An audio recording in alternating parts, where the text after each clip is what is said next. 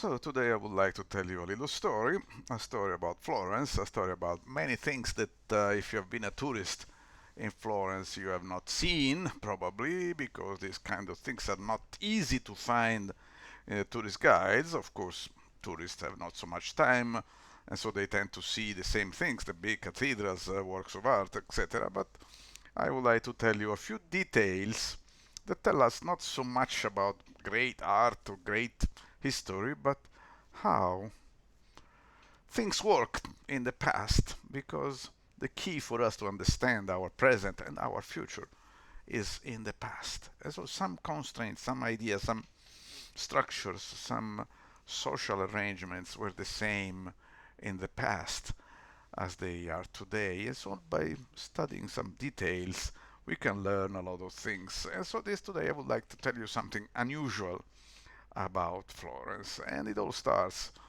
with an old novel by science fiction writer Arthur Clarke, who back in 1957 he wrote this novel, The City and the Stars. This is the Italian translation. And they dealt with a city whose inhabitants had forgotten about their history, and they find a wonderful device left by their ancestors, which was an interactive three-dimensional map. Google Maps. Clark had invented Google Maps already at that time. So big intuition, but and now we can use. We don't live in an isolated city in a desolate planet, but we can use Google Maps to understand something about our world, and from the structure of the world as it is now, we can learn a lot about how it was and how it worked. So I'm showing you the city of Florence. If you have been here, if you have visited, you recognize the center of Florence with the big monuments. You see here the great cathedral and the Uffizi here with the big art gallery, and the Ponte Vecchio here. Everybody knows about these places. It's well known all over the world, but I would like to tell you about something different. Let's move a little bit south, which was an area of Florence which today is rather fancy, but not. It never was rich. It was always poor, with some rich people who lived there with their palaces, but majority of people were poor. And perhaps for this reason, we still have in the south, we still have the walls, some traits at the walls at least. Because in the northern part they were demolished because the walls were ancient stuff, medieval. We don't want that kind of stuff. But in the south, let's leave them. It's expensive to demolish these walls, so we can follow these walls. Southern part of Florence. You see that on the on the right. You see the ancient city. This was a garden from somebody very rich. This tower here is modern. It's not medieval. Looks medieval, but it is not. And on the other side is much more modern. And we find these again, the walls keep going, keep going. You see here they enclose the city on the right. Here they were demolished. Probably they wanted to make a parking lot already at the time, but I don't know, 150 years ago. You can see some details that already tell us something about how things were organized. For instance, there is this abandoned cemetery here. You can see it is a cemetery, but a little bit in bad shape. And this was the Jewish cemetery. And you can understand why it is outside the walls, because at the time when it was built, I think the Jews were not, the Florentines were not so happy to have the Jews inside Florence, so they told them, well, you can have all the space you want, but do it outside. And it is curious because also there is a pyramid. Now you know that there is at least one pyramid in Florence. In reality, there are two, but the other one is not around here. So we have here the door to the west, which is called today the Porta San Frediano, and it's one of the major doors that goes to the Via Pisana here, the road that goes to Pisa, the road that goes to the sea, And here you can see this tower, which is really medieval, and it is part of the fortifications. The walls, and here you cannot fortify the river, of course, but you need to make sure that enemies, if they come, they would not get into the city by swimming or by boat. And in ancient times, the wall would continue here, but they have been demolished. They're not anymore here. But the interesting part is that this side of the city, it's out on the left. You can see this is out. It's an area which was not part of the real city, and so it's an interesting area because in very ancient times it was mainly cultivated. It was called verzaya. Verzaya has to do with green things, vegetables, and it was an area where people mostly cultivate vegetables and sell them into the city, because you cannot cultivate vegetables far away from the city. They will spoil as you take them to the city, but this was very close. So you can still see some strange details. Look at here. What is this? See, it is all modern here. This is a supermarket, parking lot of the supermarket. Popular housing, but this is not modern, not at all. This is clearly looks like, and it is, looks Renaissance, but it's actually older than that. Let me show you. See? Oops. Okay, let's get it back. Near the parking lot of the supermarket, there is this nice Renaissance villa, which we know is even older than that. Not just Renaissance. It is medieval, and it has a name. It was a property of the Caponi family. They were a powerful Florentine family at that time, who would have this. For them to be there was like for us to be in the countryside. Excuse me for this confusion that I am making, but I hope you don't mind. I'll go back where I was and understand that here there was a sort of feudal area where this powerful family had fields. They would cultivate greens, and also they were close to this big monastery of Monte Oliveto, and there was another big villa here, the Villa Strozzi, of another Florentine family. That was up until 17th, 18th century. It was all green here. You would see only fields and green fields. But then it changed, because of course there was this point that Florence was, let's call the city the daughter of the river Arno. And a lot of what Florence was and what it is about the fact that they could use the Arno River to commerce with the rest of the world. There would come barges all the way from the sea, bringing all sorts of stuff. And that was a commercial area, and also soon, already by the 18th century, they would start building industries and manufacturing centers. Let me show you this. This is funny. See this? What is this? Do you know what is it? Well, let me show it to you from close by. This is a gas producing system. It was a sort of big pill-shaped box where you would burn coal with a certain lack of oxygen. You would create city gas and use it to light the city. It's called also a gasometer sometimes. And this is very old. It's more than 200 years old. It was at the time of the Grand Dukes of Florence, and the Grand Duke was very proud of having lighted Florence in this way. But of course you need coal, and there is a very obvious logic in having the machine that makes the gas here, because it is close to the river. See the river here, where you could have coal transported from England, for instance, typically from England, all the way from England. You get the coal, arrives to Livorno or to Pisa, is transferred onto barges. Barges move all the way to Florence, sail all the way to Florence, arrive more or less here, discharge the coal, and the city is lighted. That was in the early 19th century, mid 19th century. So it was still in use up to not very long ago. Of course, now we don't do this anymore.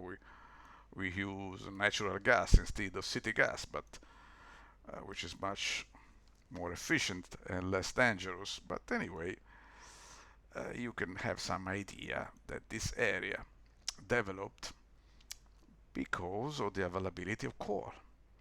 And because of the availability of coal, you could build here, for instance, metalworking companies. There was still a place here, Via della Fonderia, which means foundry road, because there were foundries here, really. It was a manufacturing area.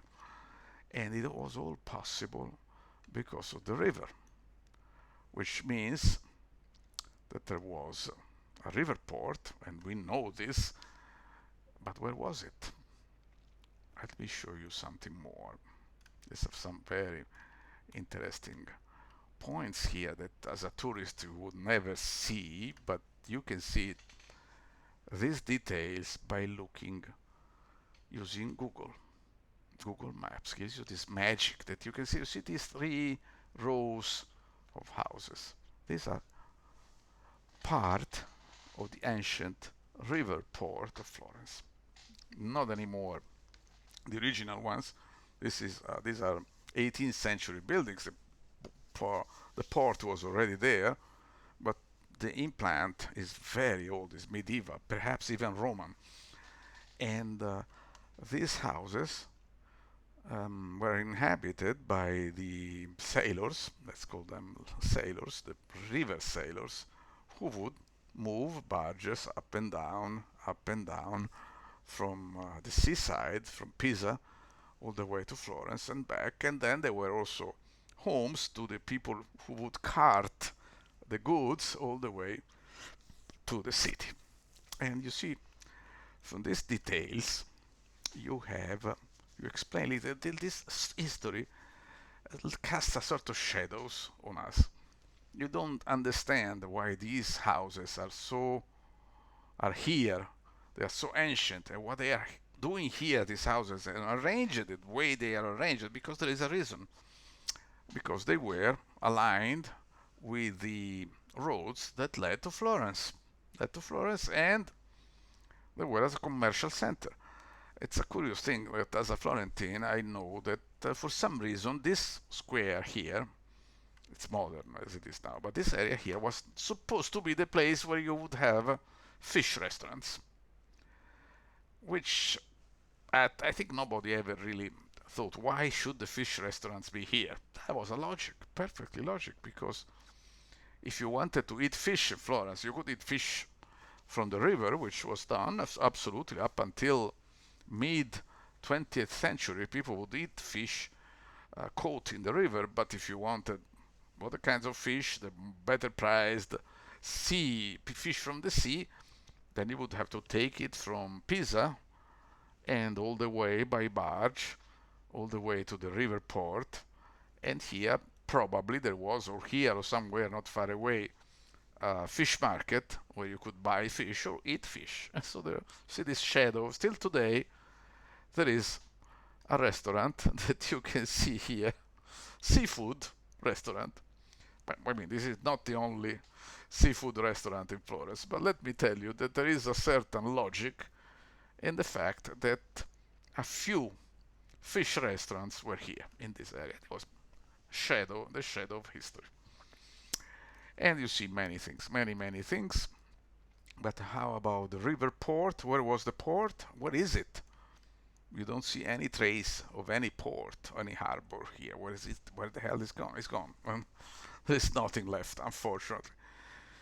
It was called the Pignone, the pinion, where the was sort of a column where the boats would moor, but it is gone. It is unfortunately disappeared probably more than a century ago, but we know that it was around here, in this point here, at the beginning of this train of houses. It was here. And is there anything left? Not much. But let me show you. These are remnants of the ancient port. They were excavated in 2006 and 2007. It was found. And this is not just the ancient 18th century port. It's probably part of the very ancient Roman port. Was here. Sure, it was here because Florence was founded in Roman times. They say the city was founded by Julius Caesar himself, but so about 50 before Christ. We don't know if it is true, but there was already a river port there, and then it disappeared. They demolished it to make this modern bridge. See, there is nothing left of that.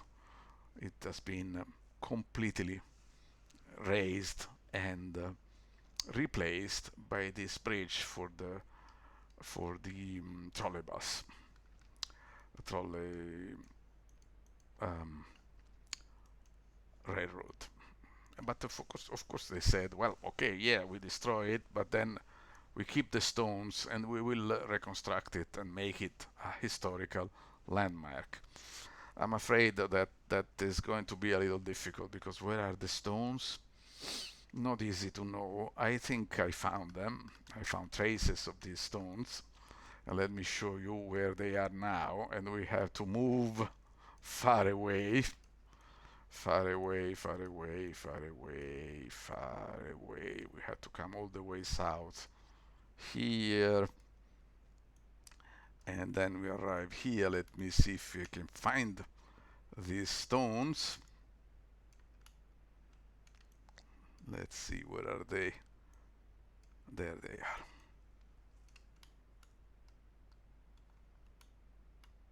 are.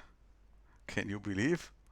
They were dumped a few kilometers away from where they were found. I think they are here. I cannot prove it, but from what I read, they are those stones. It's this land belongs to the city hall, so they didn't know what to do with these stones. Dump them there, and I'm afraid that it won't be so easy to rebuild the remnants of the ancient river harbor, even assuming that someone would want to do that, because I don't think, frankly, that you can find the way to rebuild anything out of this mass of stones. But this is how story moves. History moves and it destroys things.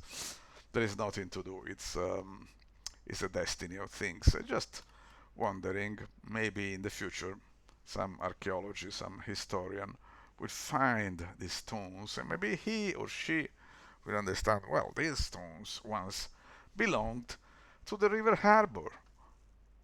The river. How did they arrive from the river to there?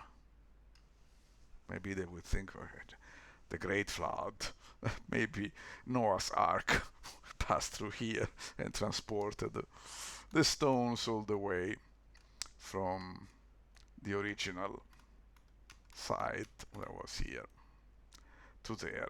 And also the ancient Romans would think, what would you do with our stones? They would take up on the hill. Why?